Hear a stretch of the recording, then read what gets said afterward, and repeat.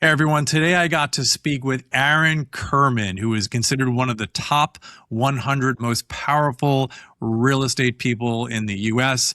What an incredible story. He is the founder and CEO of Christie's International Real Estate. We talked about everything from crypto to AI to the luxury markets to what's happening out there overall. And we also found out who would win a fight between him and James Harris and their competing TV shows. This is one you shouldn't miss.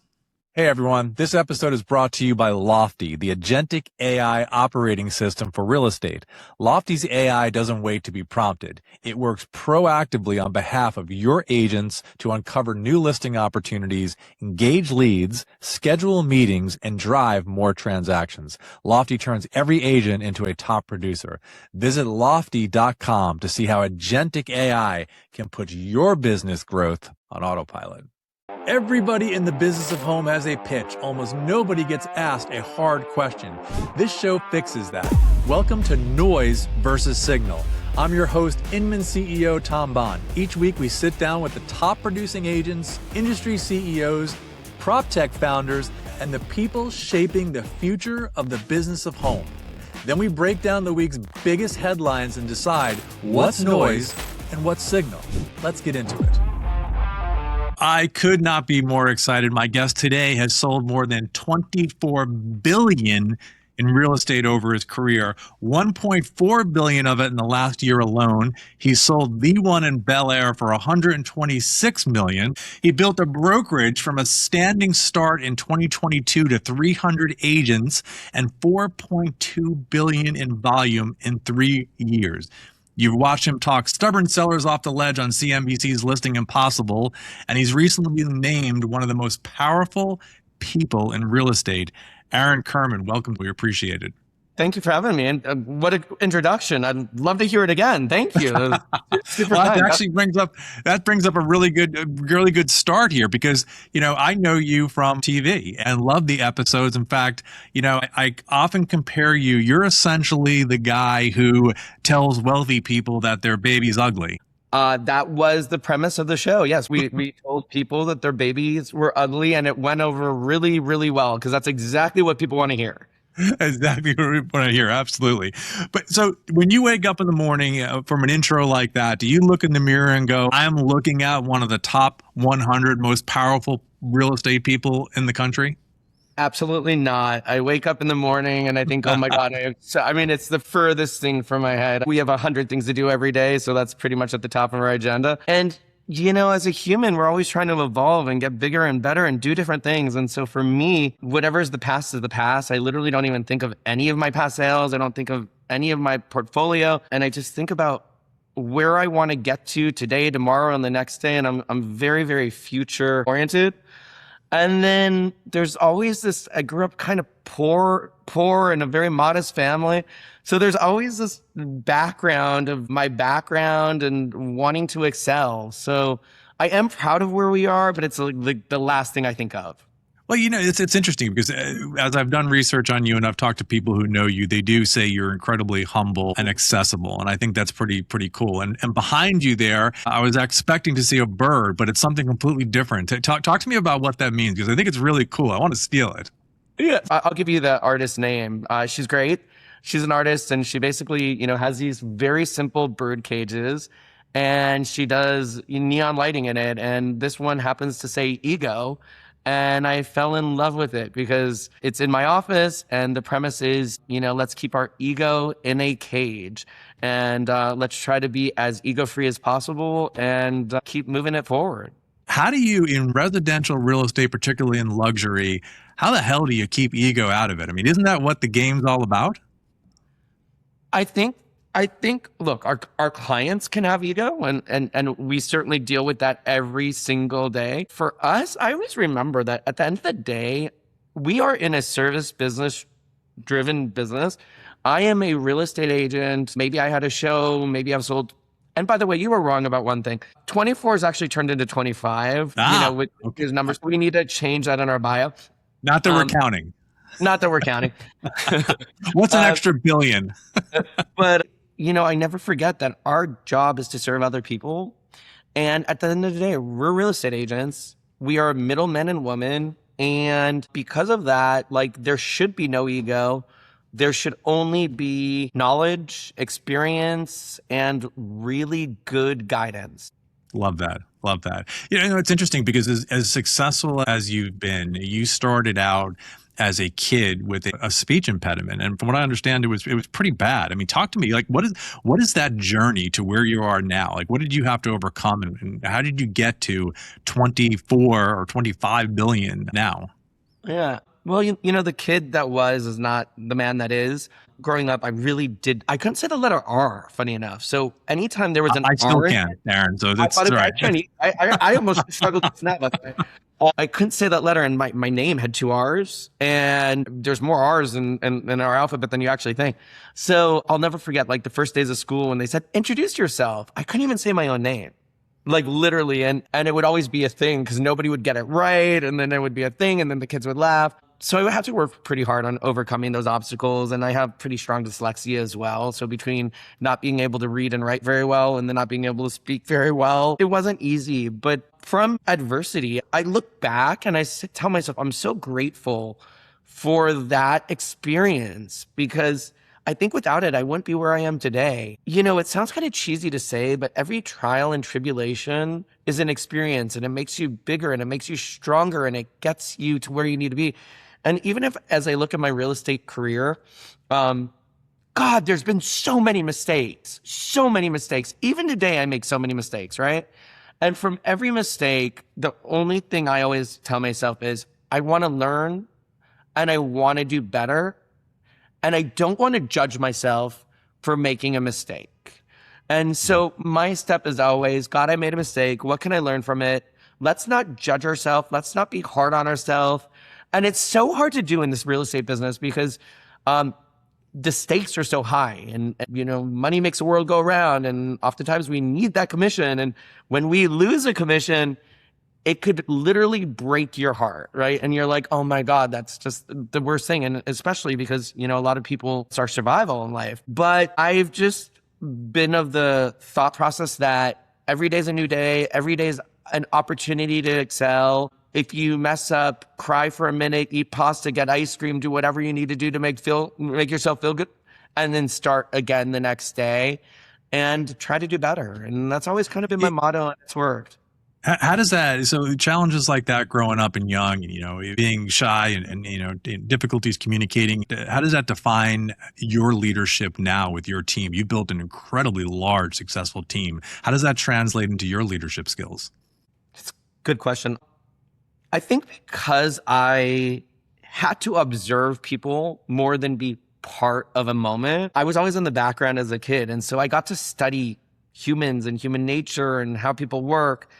And I think because of those obstacles, it gave me the ability to be, and I don't say this to sound arrogant, but I'm really good at sales. Like, I know how to sell. And I think those obstacles got me there because I listen. And for me, salesmanship in general is understanding who is on the other side and really figuring out what it is that they're trying to accomplish. And so for me, I have this mastery of meeting somebody, listening to what they're saying and understanding who they are, what they want, where they want to go. And that intelligence has really helped me to do what I've done on all sides, from client selling, building a brokerage, building a team, understanding human nature, because sales is understanding human nature. And when you understand that, it's really the sky's the limit. Yeah. What's more fun? I mean, you had a very popular show. I loved it. It was really interesting. It was really engaging. Did you like that more, or do you like the actual day-to-day business? Like, what really was more passionate for you?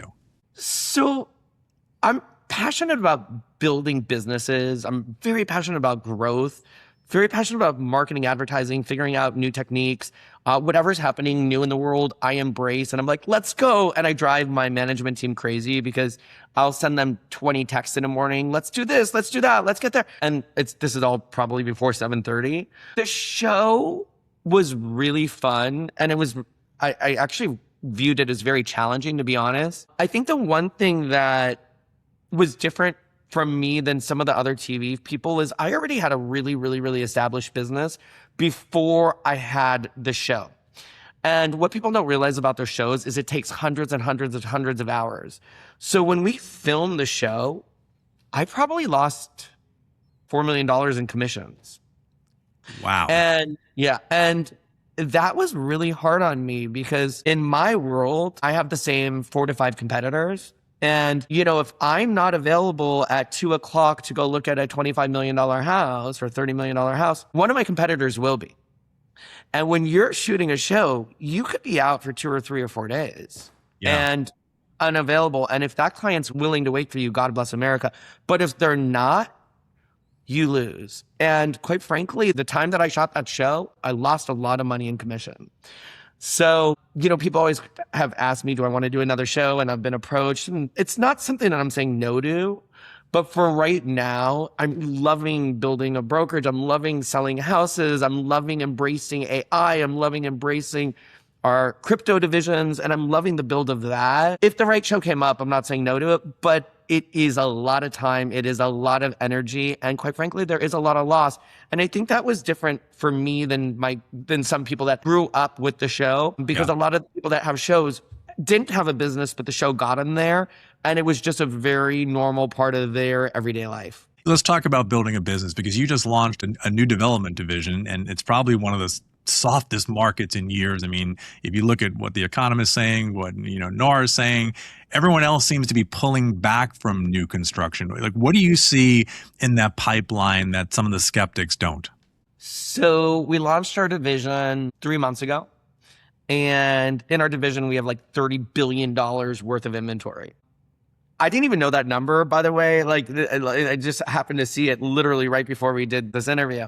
And what happened was, we get calls from all over the world. People love our marketing, our advertising, our AI intelligence, our database, and they want to be part of that. And so we were getting calls from London, Hong Kong, Dubai. And at the time, I didn't really know how to, do any of this because we didn't have our division.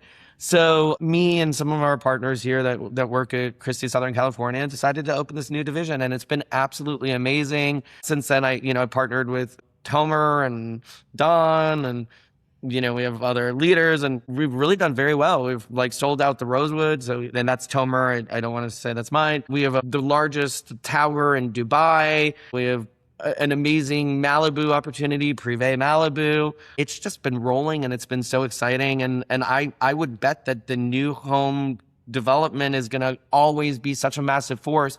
Maybe it's not that big in LA, just because LA is not necessarily a vertical city, but all over the world. And since then, we have developers from everywhere trying to be part of our division. So it's been absolutely amazing. You think luxury in and of itself is pretty insulated despite what's happening? What's funny? I regret a statement I said, I think maybe 6 years ago when interest rates started going up. I remember I was on CNBC or Fox News, I can't remember what it was. And I said, guys, I get all cash offers. So interest rates are not going to be affecting the uber high end. And I said that on TV, I said it live, and I went on a rampage for it. I think I said it for 2 weeks straight. It's in print, it was on TV. And I really thought that was the case because I get a lot of all cash offers across my desk. Boy, I could not have been more wrong. I was just really wrong about it. And what I later realized is 2 things. One, even though they're all cash offers on my desk, they're borrowing from something. A lot of times they're borrowing from their own portfolio. They may not be getting traditional loans. They're borrowing from their private bank, but nevertheless, there's still an interest rate, still needs to be paid. 2, as we know, real estate is a herd mentality. When the market is great, everyone wants to be a part of it. And when the market's challenging, it retracts. And that's the same at the high end, middle end, lower price points. It's kind of the same. And so, quite frankly, the high end still sells, but it is very affected by the world events. And I always tell people, I don't need, and I do read the paper every day. I love the Wall Street Journal. I love the news, but I don't need to see any of it to know what's happening in the day, because this phone is what tells me where I am. And if I wake up and I have hundreds of messages trying to see hundreds of homes and everyone's, I'm like, okay, it's a good day. Love that.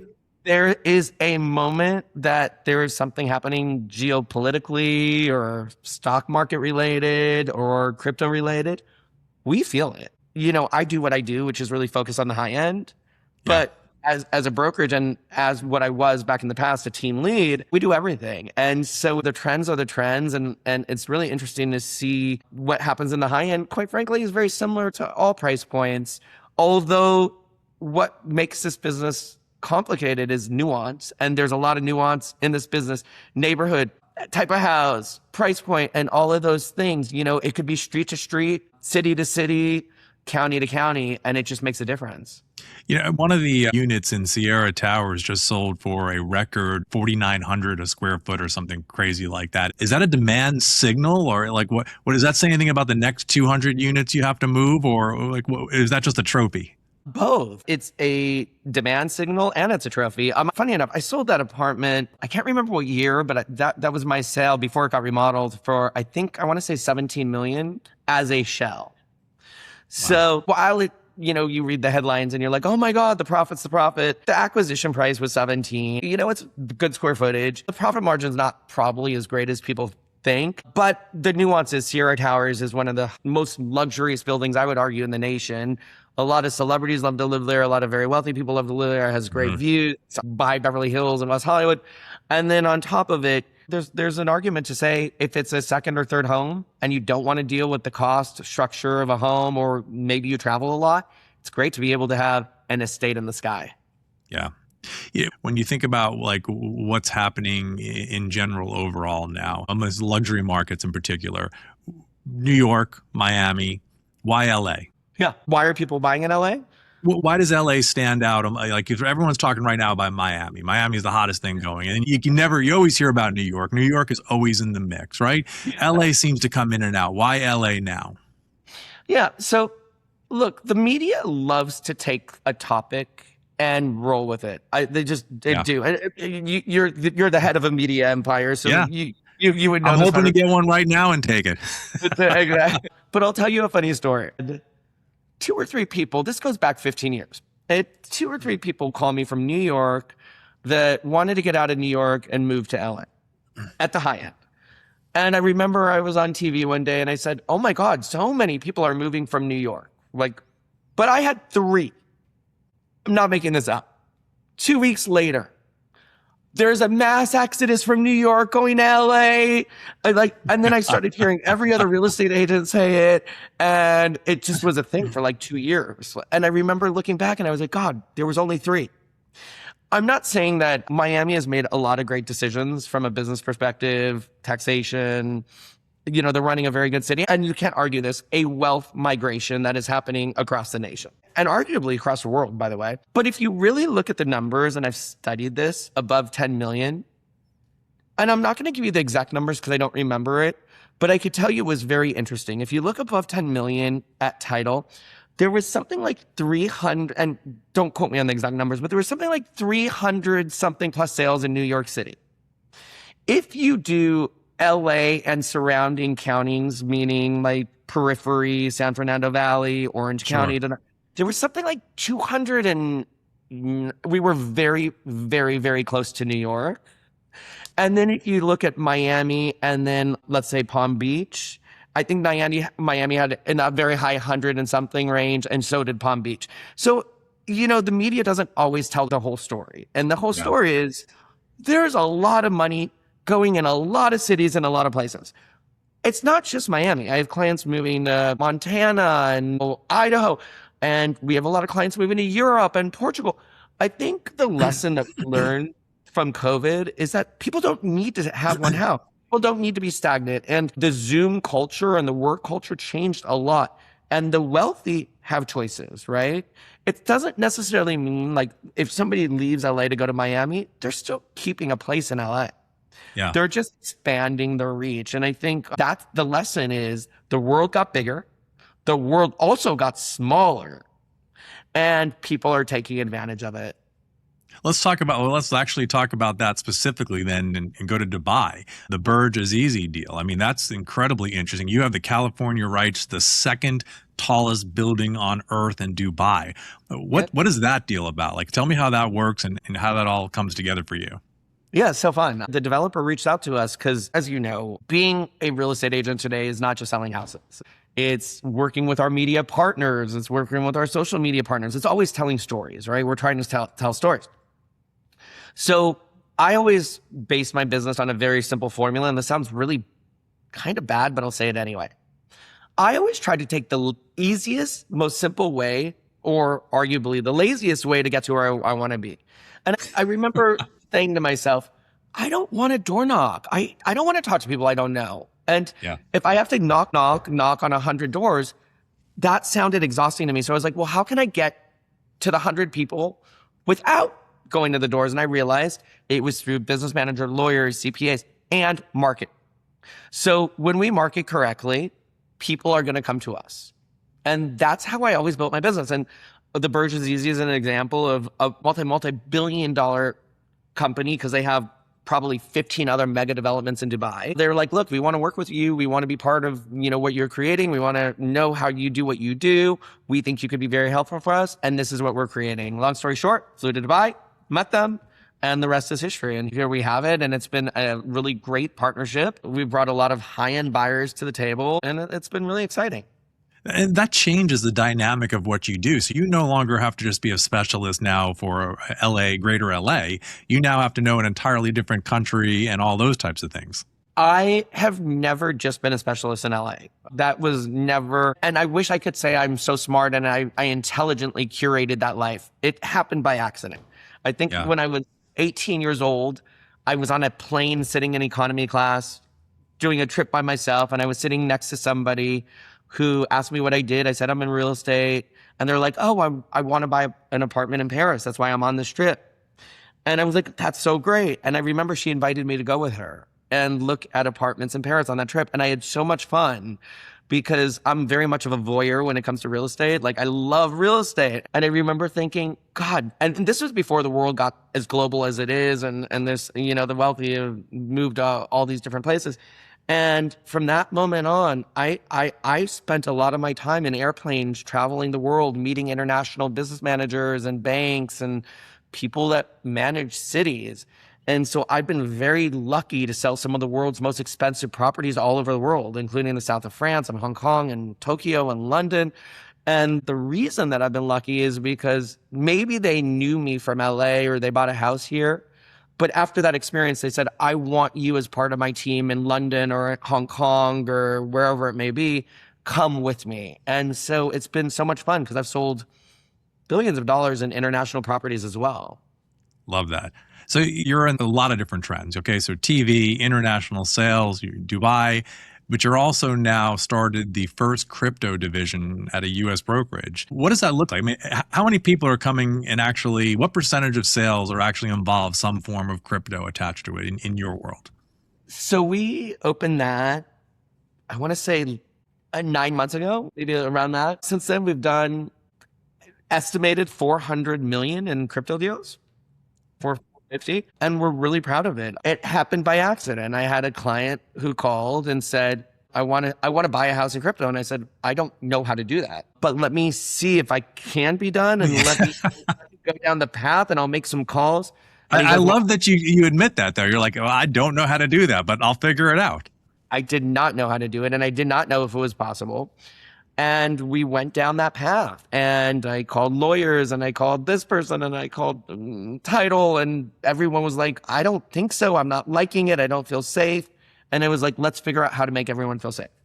Yeah. And we did it. It was a lot of learning. It took a little more time than I wanted. And we closed a relatively large deal doing crypto. And we learned a lot of lessons along the way. And I was like, wow. And then literally I closed that. And a week later, I get another call on a smaller deal. I want crypto. And I was like, wow, there's a huge market for crypto. It's happening. Crypto is here to stay. It's not going anywhere. We need to be at the forefront of that. And so we opened up our crypto division. It's been amazing. We have calls from all over the world to purchase homes and to list homes. And it's been great because a lot of it's been in LA, but a lot of it, we've done deals all over the world now doing crypto. And obviously we need partners when we're doing things out of our wheelhouse per se, but we think it's only going to get bigger, better. We think it's a multi-trillion-dollar business. And we love being at the forefront of it because it's been a really fun learning experience and quite successful as well.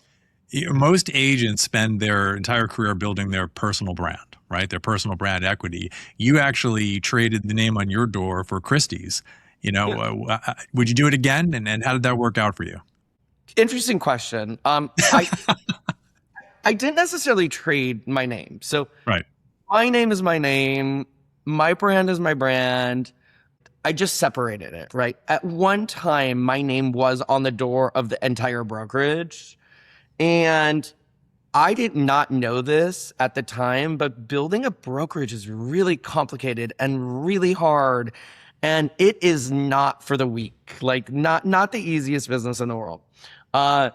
And what happened was I had a lot of top agents come to me and say, I really like you. I really love what you're creating, but I don't know if I feel comfortable having my name under your name. Not that your name's not amazing name, but I want my own name in lights. Like I want to be the one that has the show one day, and I want my neighborhood to know it's me. And it made great sense to me. And I said, look, Yeah. even though I own a brokerage, I am still selling property because that is what I am passionate about and I love it. So I'm going to do what I do, which is sell houses under my name, but I'm going to, for the sake of building something bigger than myself, lose my name at the door. And it turned out to be a great decision, in my opinion, because we've been able to get amazing top producers in our brokerage. I mean, we have producers that are selling 600 million a year, 500 million a year, market share in their communities. And that has been a blessing because I am a big fan of teams. Like I love teams. I love partnership. And if I look at what we've created as a brokerage, we have amazing people that are doing amazing businesses.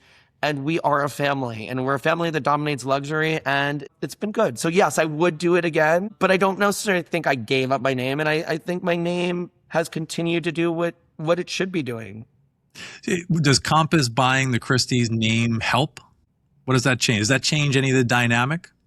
It did not for me because I own my own brokerage. Right. I manage my own brokerage.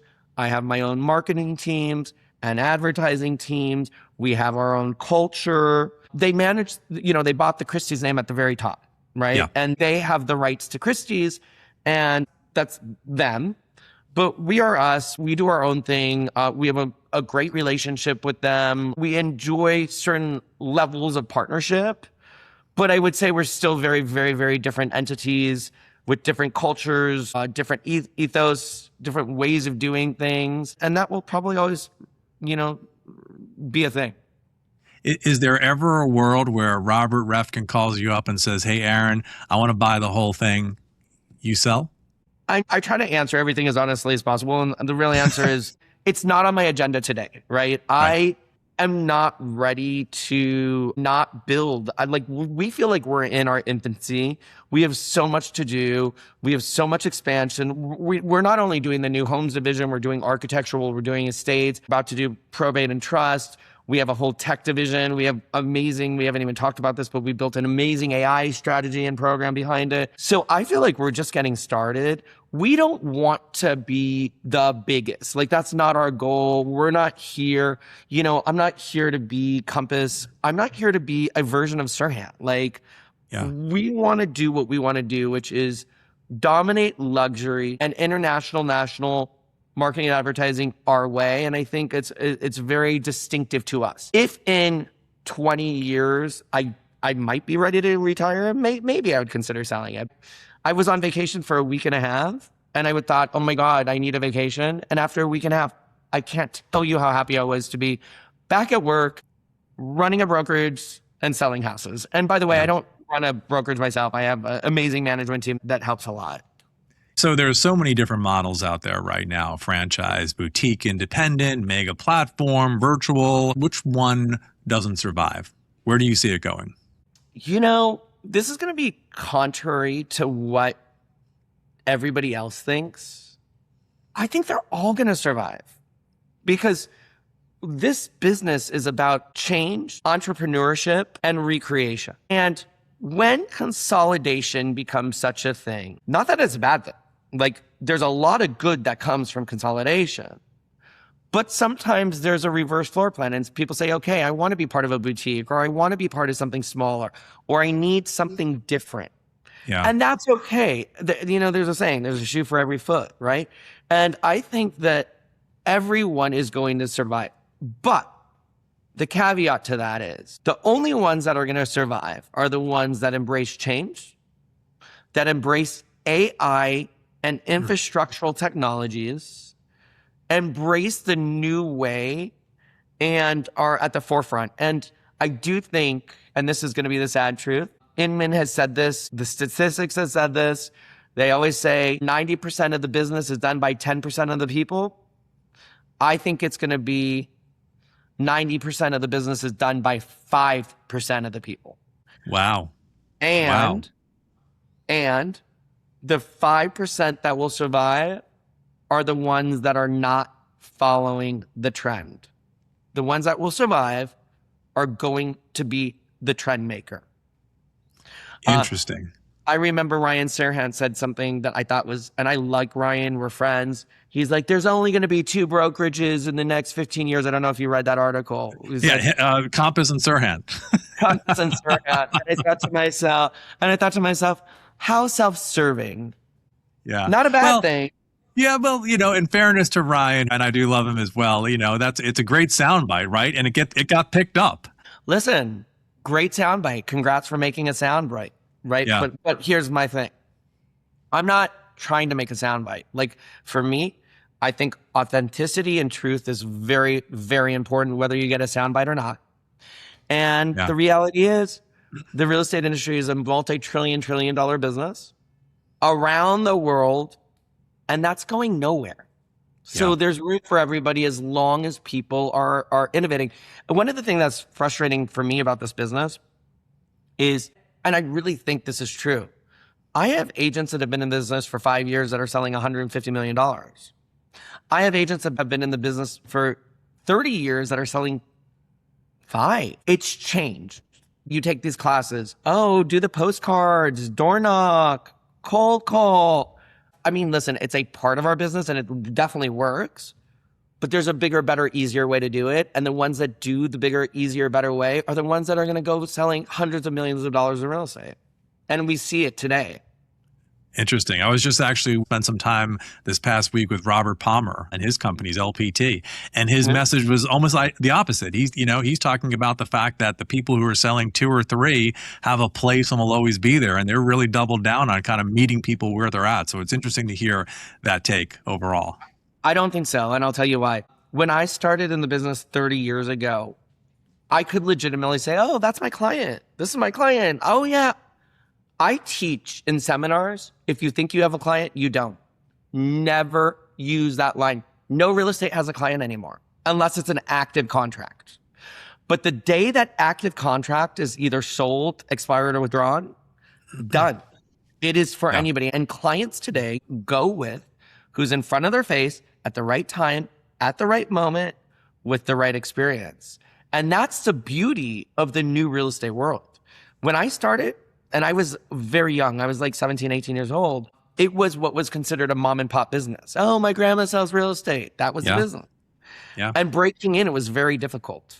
Today, I tell people through technology, social media, AI, the break-in is so much easier. 100%. As long as you have the backing. Let's talk about AI, because I always talk about the fact that AI raises both the floor and the ceiling. Okay. And you actually said to News Nation that AI will never replace a great agent. And I absolutely agree with that. But how is AI affecting, your world right now? How are you using it to enhance the customer experience specifically to your clients?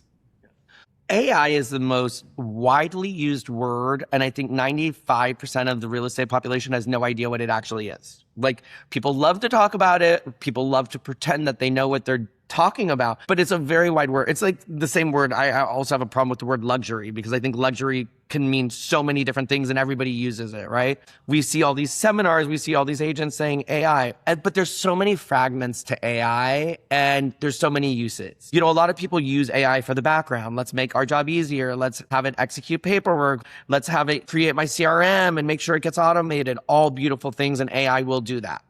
and it will help agent productivity. For me, this sounds terrible. I shouldn't admit this out loud. I don't even know how to write a contract anymore. The contracts have changed so much. I have my staff write the contract for me. So I'm not interested in the background of that stuff because I have people that are better than me doing that so that I could be upfront selling houses and doing what I'm good at, right? For me though, where I'm obsessed with AI is I want to know how it can get me more buyers and more sellers and more intelligence. And I have built a program that helps me do that. I understand moving parts of homes, neighborhoods, who's looking, who potential buyers are, or at least maybe I don't have their contact information, but I have some intelligence on their computer systems to try to get their contact information through Google retargeting and all the things that are legal. And I think that that's the wave of the future. And I think that that's important for me because I'm passionate about selling homes. And part of that is the back end. But for me, I like using AI intelligence to really sell more homes and get to more people and get bigger and better. And I think that that's going to be a very important part of our future. Love it. Okay, this is the part of the show where we do signal versus noise. I'm going to throw out a topic. You're going to tell me whether it's signal, it's foretelling something that will be credible and important going forward, or it's simply noise. You ready for it? Ready. All right, here we go. All right, crypto and luxury real estate, signal or noise? Signal. Absolutely signal. Okay, 100%. So you think crypto has legs and will continue to advance? Crypto is here to stay, going to get better and better. And I mark my words, multi-trillion-dollar business. And knock on wood, Christie, SoCal will be at the forefront of that with our crypto division. I love it. All right. The celebrity agent TV brokerage, signal or noise? Ooh, good one. Good one. Noise. Noise. Okay. Noise. I think it's had its moment, place and time. Yeah. I think that if you look, a lot of the real estate shows have been canceled, including due to COVID, mine, by the way, and I own that. Yeah. I own that. You know, there's only a few that have survived, right? And it's very limited. I think we're down to just a very small number of shows. And I'll tell you why noise. We no longer need a network to tell us what to do and to approve our work and to tell us how to produce. I am my own producer. I have my own social media channels. I do what I want to do. I am my own character. And quite frankly, sorry, the people that have the shows, we know, because I've done a show, most of the work that you guys are doing is produced because you can't shoot a show on the spot, which means somebody's planned the story, it's been pitched, it's been approved, it's been edited. And by the time it goes live, you're 10 months behind what actually happened. Therefore, I believe YouTube, social media, self-production, any agent in America that wants to do it can go get millions of followers themselves, and they don't need to be approved by a network, which, by the way, are all suffering and don't have a whole lot of money to begin with. Yeah. Yeah. All right. Signal or noise, off-market pocket listings? Signal. Signal. Signal. Absolutely. There is no reason a seller should have a right to not do what they want to do with the property. I think everyone should have a right if a client wants to not put their house on the MLS for privacy, security, or any other reason. That should be their choice. And I think if I was a betting man, Compass and the people leading that charge will win that in time. All right. Last question, most important one, because you had an incredibly popular show and so did James Harris, right? Who would win in a street fight, you or James Harris? Ooh, that's a good. He's scrappy. He's a scrappy guy. Good question. I'm going to go with me. I don't know how to fight. I've never been in a physical fight. I've come close so many times. I always tell people if I think my teeth are going to get knocked out, I will run away rather than take everything, which has kept me away from mega fights. But if it got there, I have a level of scrappy that people don't often see, but it does exist. It's kind of buried. I remember when I was a kid, I used to have like a terrible temper. I remember even young in real estate, if a client pissed me off, I would say to myself, I can't believe I said that to this person. So I have it, but through years of experience, it's been tempered. But if he wants to bring it on. You know those Brits, a few Guinness, and they clear the bench, man. You gotta. I don't think he has a chance against me on that one. But hopefully we'll never know. I love it. Aaron Kirman, founder and CEO of Christie's International Real Estate, Southern California, one of the top 100 most powerful people in real estate, and a friend to Inman. Thank you so much for joining us here today. Thanks so much for having me. This is super fun. This is awesome. Thanks for listening to Noise versus Signal. Follow us on Instagram @Inman News for more conversations and industry insights. And be sure to subscribe wherever you get your podcasts so you never miss an episode. I'll see you next time.